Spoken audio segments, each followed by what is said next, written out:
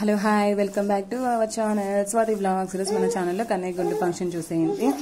కన్నయ్య గుండు ఫంక్షన్ కోసం వాళ్ళ అమ్మమ్మ తాతయ్య వచ్చారనమాట. చాలా సింపుల్ గా చేసాము, ఎవరిని పిలవలేదు. పుట్టి దగ్గర కావాల్సినవన్నీ తీసుకొని వెళ్ళామన్నమాట. కుండ, బియ్యం, అలాగే బెల్లము, నువ్వు పిండి, అలాగే కొంచెం చలివిండి, బియ్యం అన్ని తీసుకొని వెళ్ళామన్నమాట. అక్కడికి వెళ్ళిన తర్వాతనే మనము అన్నం వండాలన్నమాట. వెళ్ళిన తర్వాత అక్కడ అన్ని బాగా కుండని వాష్ చేసేసి వాటర్ దగ్గర అందులోనే బియ్యం వేసేసి బాగా కడిగామన్నమాట. కుండంతా బాగా వాష్ చేసుకుని బియ్యం కూడా వేసి బాగా వాష్ చేసామన్నమాట. అలాగే పొయ్యి కోసం ఇటుకలు పెట్టేసి వాటికి అంతా కొంచెం కుంకుమ, పసుపు అన్ని పెట్టేసి కుండ పెట్టేసేసి తర్వాత టెంకాయ కొట్టామన్నమాట. టెంకాయ కొట్టిన వాటర్ కూడా కుండలోనే వేసేసి ఇంకా మంట పెట్టేసి బెల్లం అన్నం వండామన్నమాట. తర్వాత ఇంటికి వచ్చేసేసి అమ్మ నాన్న వచ్చారు కదా, అమ్మ నాన్నని కూడా పిలుచుకొని వెళ్ళామన్నమాట గుండు ఫంక్షన్ దగ్గరికి. అలాగే కన్నయ్య కూడా తాత అని ఏడుస్తుండు. 1 వీక్ అయింది అంతే, కానీ బాగా ఏడ్చేసిండు అనమాట తాత కావాలనేసి. తర్వాత ఎలాగలా కూర్చున్నాడు గుండు కొట్టించినకి. కొంచెం కాముగానే ఉన్నాడు.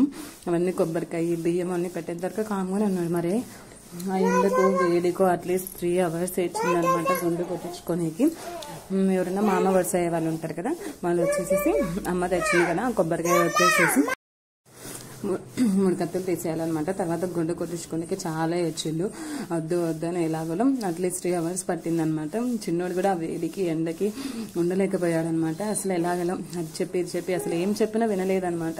3 hours కష్టపడిన తర్వాత గుండు అయిపోయిందనమాట.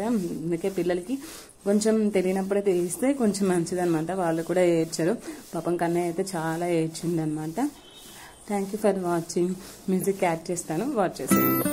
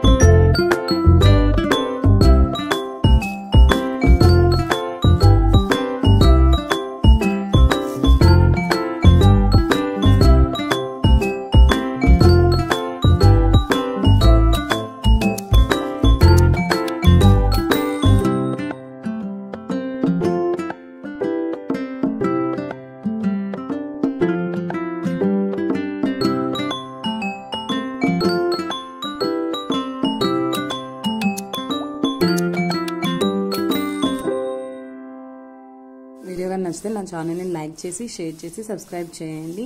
Thank you for watching. Bye.